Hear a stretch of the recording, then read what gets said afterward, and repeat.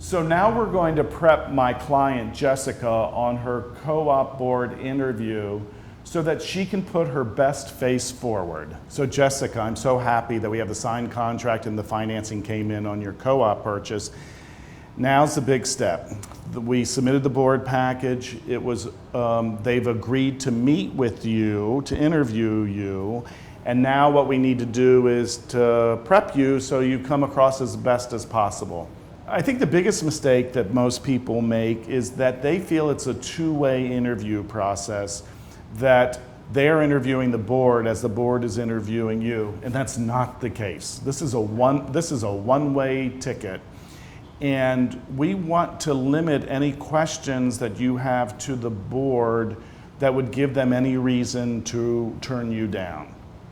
So let's start at the beginning. You want to dress professionally and not casually. Okay. If you want to go business casual, if that you think that's appropriate for that building because it's a more small, relaxed building, as in the case in the one you're buying, that makes sense.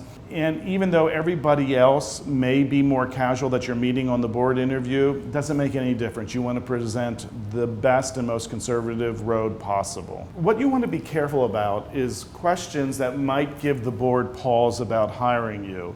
So if you are explaining that you love to throw parties and have lots of parties in the apartment, that might make them worry that you're very noisy, and that may not be the direction to go. And you can imagine if your neighbors were always noisy, you wouldn't want them in the building, and it would be a reason to reject them. The other thing is it's usually good to limit your questions to very benign subjects if they do ask you, do you have any questions?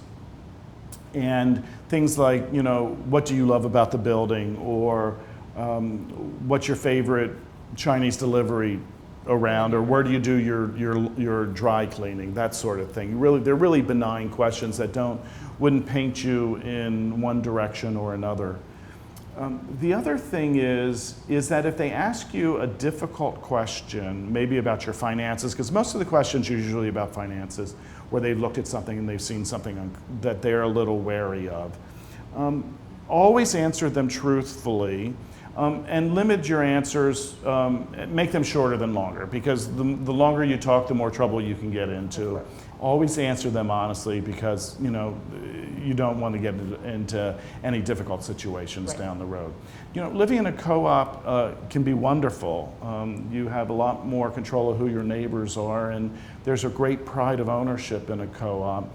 But the process is unlike any other process in the United States. And I know you've lived in New York for a while, so you have some clue what it's about. But you can imagine somebody coming from Des Moines moving here is shocked by the process, because it's so different. This interviewing of your finances and of who you are, about whether or not you can purchase a home, is a little weird for the rest of the country. Intimidating. It is intimidating. Yeah, so the overall, Jessica, what we want to present is somebody that they would like to have as their neighbor, who's not going to be intrusive on them, who's going to be an asset to the building. And that's the attitude you want to go in. You definitely don't want to go in and be difficult. Right, of course. No parties.